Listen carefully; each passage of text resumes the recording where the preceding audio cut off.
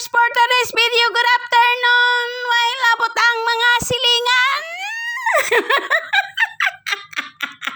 Wag manggilabot ang silingan. So karon mga kabers, magluto kog fried fish soy sauce na ako'y duha ka matambaka, and then gisisuningan na ako ni og Maggi mee curry, and then butangan ako og fried mix para crispy and golden brown ang isda pagkaluto. So ako na siyang gimasahe ang isda mga kabers, kay gikapoy man ta naglangoy-langoy. Kung ikaw na magsigig langoy-langoy itong dagat, di kapuyon jud kano. So ato ni siyang masahion og 5 minutes. Hindi, pag man ako pasayaan naman kabers, ako sana siyang gipakatulog para po presko, babaskog.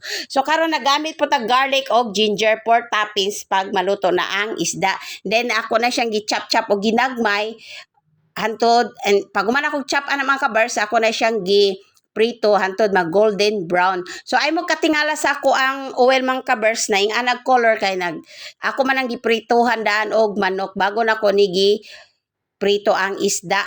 So karon na prito ng isda, naluto na, gibutangan ako na siya og tuyo mga kabers, and then gitoppings na ko to ang garlic og ang ginger. So maura to mga kabers, dili na ko magpakita sa akong dagway kay basig masumulan mo no. So maura to mga kabers, daghang salamat ug ayo-ayo mong tanan. Good afternoon.